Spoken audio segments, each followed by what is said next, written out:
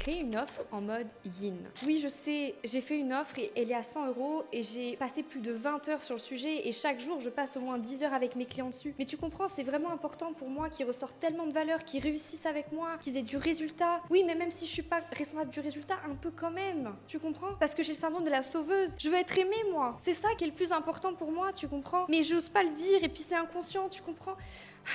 Créer une offre en mode yang. Ah mais non, attends, j'ai rajouté 5 bonus. Non, et puis il faut rajouter 3 autres bonus. Et puis il faut bien, tu sais, accentuer sur le scarcity. Tu comprends? C'est en fait une valeur incommensurable et après tu mets un prix qui est bas et comme ça les gens ils se disent waouh, c'est magnifique. Bah je sais, c'est fake, mais on s'en fout de toute façon, c'est du marketing. Puis là, faut dire qu'il y a 3 places. Bon, on en a 15, mais t'inquiète, hein, on la joue comme ça. Et puis on dit que les inscriptions elles se terminent le 15. Bon, en vrai, elles se terminent le 20, mais c'est pas grave. Et puis de toute façon, les gens ils vont gober ce que tu vas leur dire. De toute façon, bah, ils sont teubés, hein. Non mais qu'est-ce que tu veux qu'ils comprennent? Mais laisse tomber. On va leur dire. Et puis on va leur dire à la fin, tu sais, comme ça fait style en mode oh, on a pris considération de ce que vous avez dit, machin, tu vois, truc un peu émotionnel. Tu le sens ou pas? Créer une offre en mode yin-yang. Alors, ce qui est très important pour moi, c'est que vous réussissiez, mais réussissiez dans la limite de ce que je peux vous apporter, parce que moi je suis responsable de ce que je vous apporte, vous êtes responsable de ce que vous recevez dans cette offre-là. J'ai pas envie de vous promettre la lune, j'ai envie d'être juste avec vous. C'est-à-dire que à travers ce challenge de 8 jours, oui, en effet, il y aura un avant, un après vous. Est-ce que je sais exactement quel avant après vous? J'en sais rien. Par contre, il y a une chose est sûre, il y a une évolution qui va se produire. Parce que si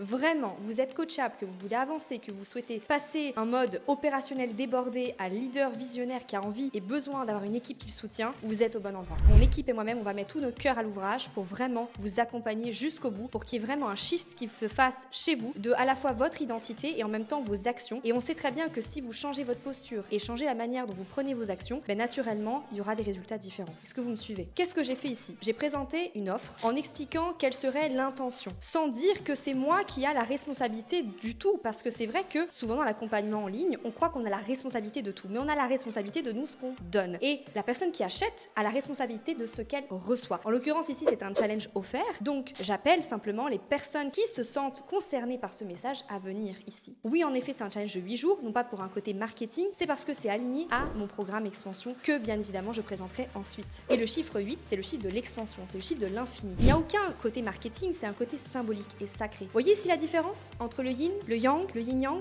Alors et vous, comment vous allez créer votre offre aujourd'hui? Yin-yang ou yin-yang? Et si vous souhaitez aller plus loin, on se retrouve de l'autre côté au challenge Leader Visionnaire. À bientôt!